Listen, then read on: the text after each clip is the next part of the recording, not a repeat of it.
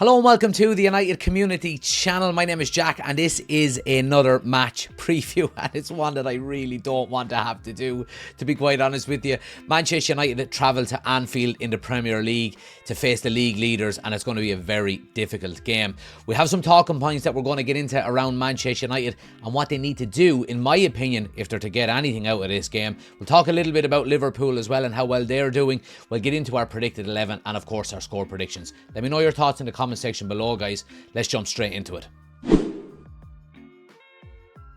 So as always, guys, thanks for tuning in. I do appreciate it. If you are new to the channel, do hit that subscribe button. As you can see on the top left of the screen, we're on the road to 13,000 subscribers. And with your help, we can get there. And if you can do me a big favour, hit that like button as well. It helps the channel out an awful lot. But guys, we're going to jump straight into it, and we're going to talk, obviously, about Manchester United. United are currently sitting 14th in the Premier League table. Abysmal. The last couple of weeks, it's got to be said. And, you know, we spoke on the match preview before the Newcastle game. Are United in a relegation battle? And, you know, obviously we didn't pick up any points in that game. So we are closer to a relegation battle than we were this time last week, which is damning to say. Now, look, again, I will reiterate what I said. I think there are worse teams in the league than Manchester United. I don't think we will get relegated, and the fact that these words are coming out of my mouth is quite, you know, crazy. But it just goes to show how poor Manchester United have been this season.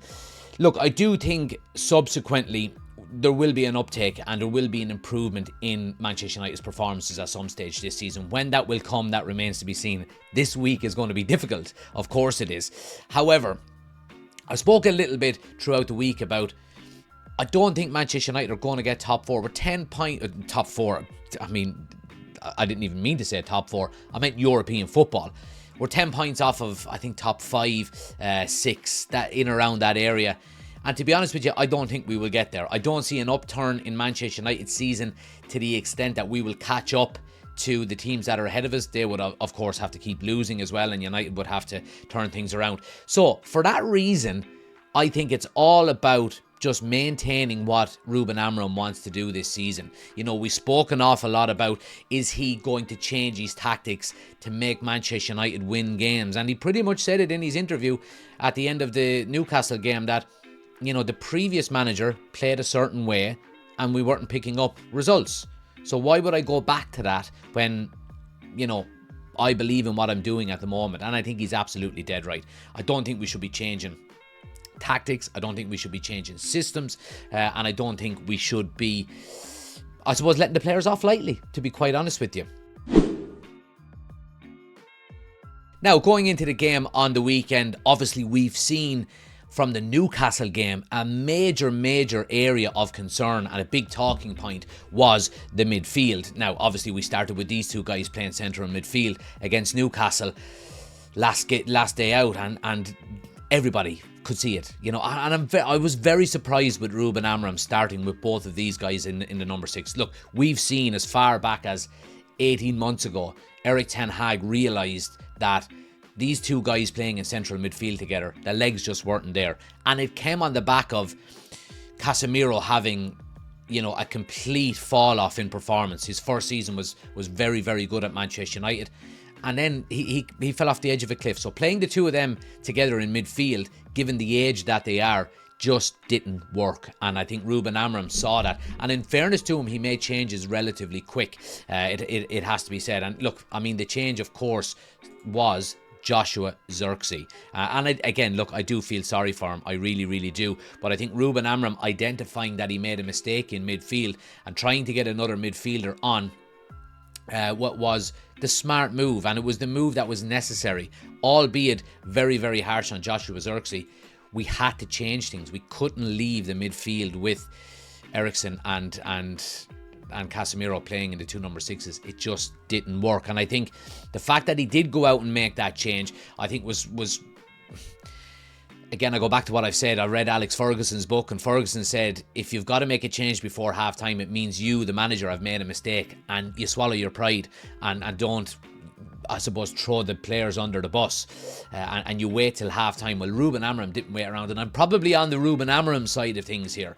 You know, if things needed to be changed, then you change it. Especially so early on in the game with United. We were 2 goals down at the time, but there was still a long way to go in the game and you were trying to get back into it. Now, when we're talking about the game coming up, obviously we've got these two guys back who missed out the game against Newcastle due to suspension. Now, these guys are, in my opinion, are probably not going to play. We'll get into the predicted 11 in a few minutes. They're probably not going to play together in the number 6 roles.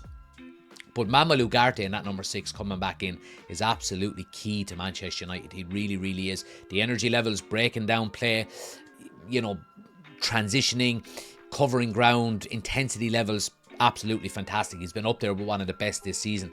And why Erik ten Hag didn't play him more, I don't know, to be quite honest with you. And Bruno Fernandes coming back in. We haven't won a game that Bruno Fernandes has missed in the last, I think, is it 6 games? And a lot of people saying that, Bruno Fernandes should be out of the team and we'll actually play better when he's not there. It's simply not true. Bruno Fernandes in the team, Manchester United are a better team when he's there. So I'm looking forward to both of these players coming back. And it will be a completely different midfield by the looks of things. And it's going to have to be, because the Liverpool midfield is a lot better than the Newcastle midfield that we played. And they were good. Now, let's talk a little bit about Liverpool, even though we don't want to. But when you look at Liverpool this season, they've been absolutely fantastic. It has to be said. Flying high at the top of the table. Now, look, I mean, it's not a huge gap. I mean, Arsenal are 6 points behind them, albeit Liverpool do have a game in hand. So this is going to be a game that Liverpool are going to have to want to go out and win. Well, of course, they're going to want to win it, but there is a little bit of pressure on them to continue winning. Arsenal are not falling away by any means. It does look like it's going to be between Liverpool and Arsenal for the title. Again, now, look, of course, Nottingham Forest are there. You would expect them maybe not to keep pace between now and the end of the season. And, of course, Chelsea are 10 points off, potentially 13 points off. I don't think they've got the experience in their squad to keep a title challenge going. So it looks like it's going to be Liverpool and Arsenal. So the pressure is on Liverpool. However, Liverpool have got this guy. And what an unbelievable season he's having so far. I think 20 goals and assists so far this season. Not each, but in total. And it's been absolutely fantastic. It's Ballon d'Or numbers, to be quite honest with you. And I think if Salah keeps going the way he's going, then it's going to be a season where he cleans the floor and wipes the floor with all individual awards as well. Absolutely. He plays on that right-hand side, so Manchester United, and we'll get into it in our predicted 11 in a moment, are going to have to be secure on our left flank.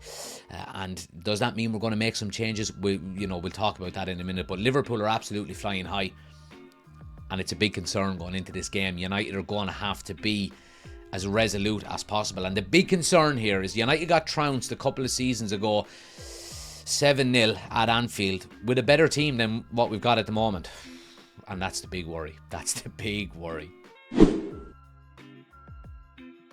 Now, guys, let's get into our predicted 11. Now, we know Ruben Amorim is going to have to get it right in this game in terms of his selection if we're to get anything from the game. And even at that, it's going to be very difficult. So this is the starting 11, guys, that started against Newcastle. And we know, look, there was mistakes made by Ruben Amorim. It's quite clear that there was mistakes made.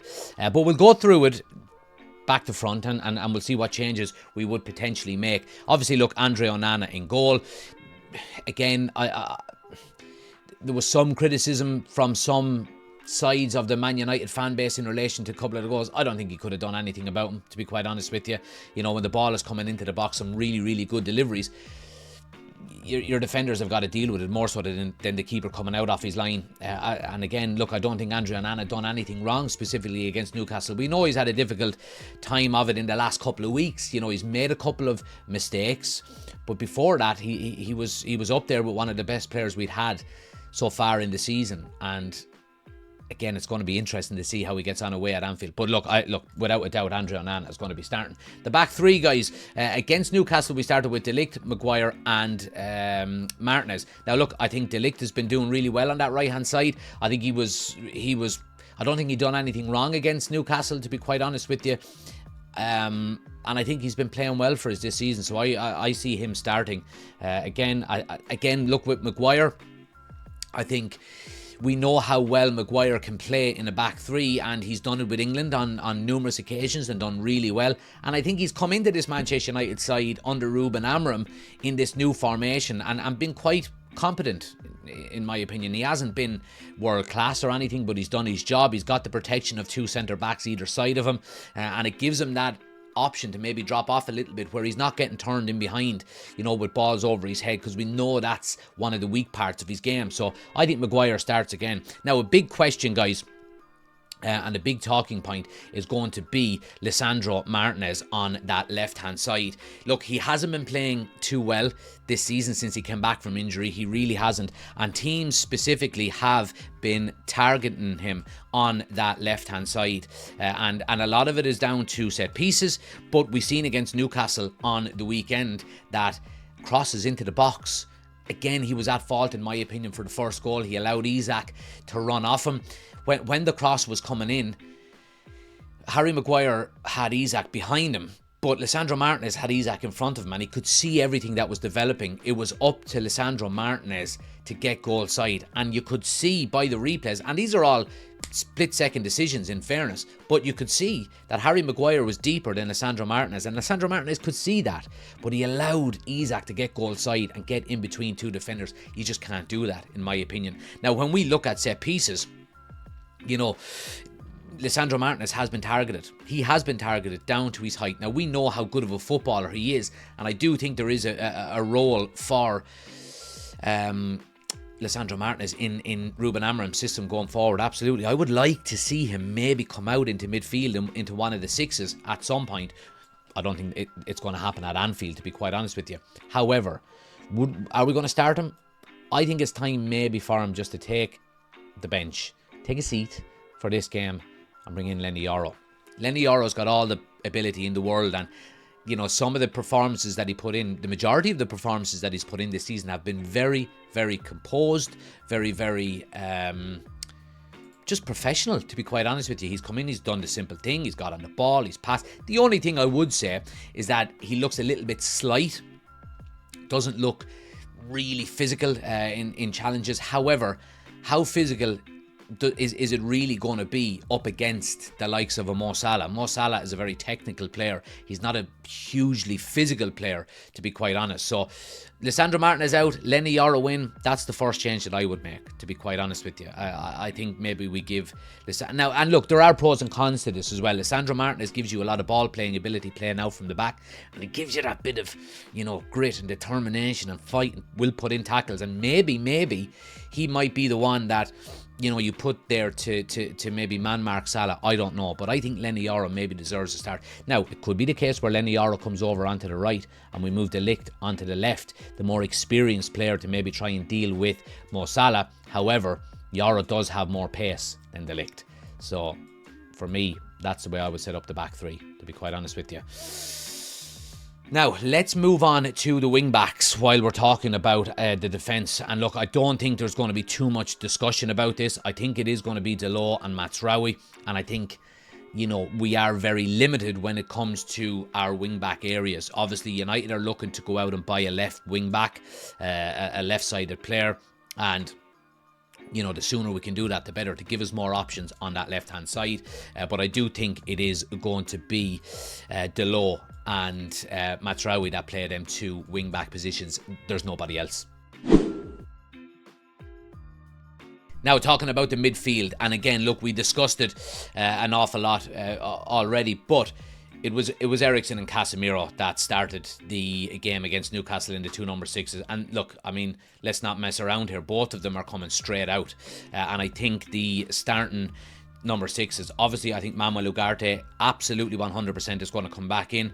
And I think he'll be partnered by Kobbie Mainoo, if I'm being 100% honest. I think that is our best option at the moment. There has been scenarios where Mainoo hasn't played and Bruno has played deeper. However, like I said before, I would prefer to see Bruno further up the field, if I'm being completely honest. I think the 2 number 6s are going to be Ugarte and Mainoo. Now, and the 2 number 10s, obviously it was Xerxes and Ahmad that played and started against Newcastle. And look, Xerxes is not going to start this game. I think it's quite clear. Now, who do you bring in? Of course, it's going to be Bruno Fernandes, in my opinion. Obviously, he comes straight back into the team. And the other number 10, I think, is going to be Ahmad. I think, Ahmad didn't have the greatest games against Newcastle, to be quite honest with you.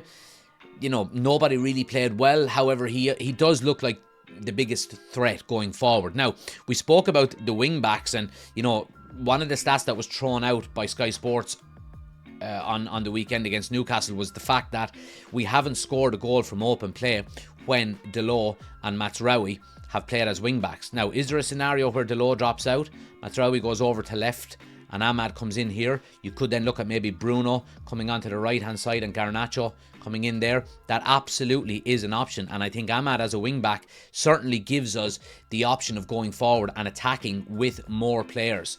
We spoke about it in the match preview the last day, that when Delot and Mazraoui are wing backs, you're expected to be a winger going forward, and when you've got two full backs pretty much playing as wingers when we're going forward, it stunts the 5 players that are forward. It's not the greatest attacking lineup. So if you put Ahmad in there and bring Garnacho in, absolutely it does give you more of an attacking threat going forward. However, is this the game away at Anfield to be looking at more attacking scenarios? I don't think so. So for that reason, I think it is going to be Garnacho to drop out, Bruno and Ahmad in the 10. Mazraoui will play on the right and Delot will play on the left, and I think that is going to be the setup there. And of course, up front then, guys, Rasmus Højlund. Again, look, I mean, there's no question mark over this. We've got to keep him fit, to be quite honest with you. Manchester United are looking to go out and sign a striker by all accounts in the January transfer window. But as of now, it's going to be Rasmus Højlund starting. But let me know what you think of that starting 11, guys. Let me know in the comment section below.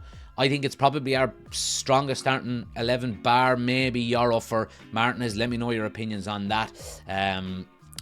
But yeah, look, I think that starting 11 is probably the best opportunity to go out and get something at Anfield. Now, guys, the dreaded score prediction, and this is one that is not going to be easy, to be quite honest with you, because I don't see a scenario where United come away with a win. To be honest with you, I think a draw even is outside the realms of possibility, if I'm being completely honest, and it kills me to say. Ruben Amorim is trying to implement a new way, new standards, new way of playing, new tactics, new formation, so on and so forth. And like I said at the start of the video, he should not change. He should not change.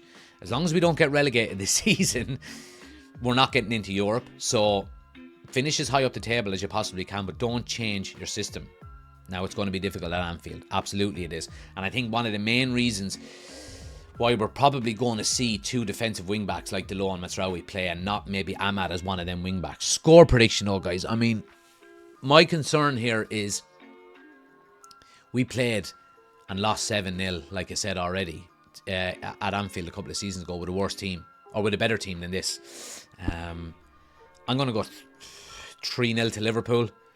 And that's being generous to Manchester United, in my opinion. Now, I hope I am wrong. I really, really do hope I'm wrong. But what have we seen over the last couple of weeks that would prove me wrong? I don't know. It's going to have to be a monumental performance and a monumental turnaround from Manchester United. We've had a week on the training pitch, which we haven't had in a good few weeks now under Ruben Amorim. He mentioned last week in his press conference that he's only had 4 full training sessions with the entire squad. He's got a full week with him now this week since the last game against Newcastle, or the bones of a full week, you know. There can't be any excuses at Anfield away either, guys. You've got to go out and you've got to perform. You've got to work hard. And if we see Manchester United working hard, you know, we know Liverpool are a superior team, but if United go and work hard, try and implement what Ruben Amorim is trying to do, then, you know, we'll have some positives to take away from the game. But I think that'll be about it. Let me know your score predictions, guys, in the comment section below. We will be live for the game on Sunday, so make sure you're tuning in for us as well. Do hit that subscribe button for me if you haven't done so already. Hit the like button as well. Turn on notifications also. You will get notified as soon as we upload a new piece of content, or we do go live for any of the games. Thanks for watching, guys. Have a great day, and I'll see you on the next one.